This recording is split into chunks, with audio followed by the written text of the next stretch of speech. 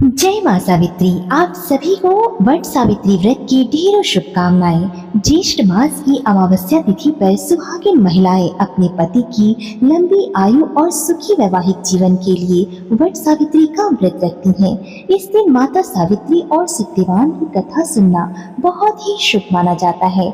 आइए सुनते हैं वट सावित्री की व्रत कथा। प्राचीन समय की बात है। भद्र देश में अश्वपति नाम के एक प्रतापी राजा राज्य करते थे। उनके पास धन, वैभव और सुख सुविधाओं की कोई कमी नहीं थी, लेकिन उन्हें संतान सुख प्राप्त नहीं था। संतान प्राप्ति की इच्छा से राजा और उनकी रानी ने वर्षों तक माता सावित्री की कठोर तपस्या की। माता की कृपा से उनके घर एक सुंदर कन्या ने जन्म लिया। कन्या का नाम सावित्री रखा गया। सावित्री बचपन से ही अत्यंत तेजस्वी, गुणवान और पतिव्रता स्वभाव की थी। जब वह विवाह के योग्य हो गई, तब राजा अश्वपति ने उससे कहा कि तुम स्वयं ही अपने लिए योग्य वर का चयन करो। सावित्री वन वन घूमती हुई एक दिन शाल्व देश जा पहुंची। वहां उसने सत्यवान नाम के राजकुमार को देखा। सत्यवान बहुत ही धर्मात्मा, सत्यवादी और माता पिता की सेवा करने वाले थे। सावित्री ने मन ही मन उन्हें अपना पति मान लिया।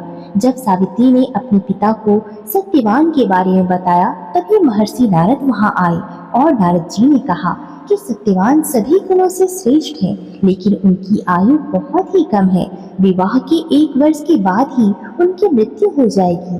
यह सुनकर राजा अश्वपति बहुत ही दुखी हो गए और उन्होंने सावित्री को दूसरा वर चुनने के लिए कहा, लेकिन सावित्री ने विनम्रता पूर्वक उत्तर दिया कि हे पिताजी, आर्य कन्याएं केवल एक ही बार अपने पति का वर्ण करती है। मैंने सत्यवान को मन से अपना पति स्वीकार कर लिया है।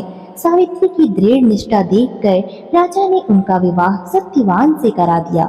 विवाह के बाद सावित्री अपनी सास ससुर की सेवा में लग गई। धीरे धीरे वह दिन भी पास आने लगा जब सत्यवान की आयु समाप्त होने वाली थी। जिस दिन सत्यवान की मृत्यु का समय आया, उस दिन सावित्री ने कठोर व्रत रखा। सत्यवान लकड़ी काटने वन में जाने लगे तो सावित्री भी उनके साथ चली गई।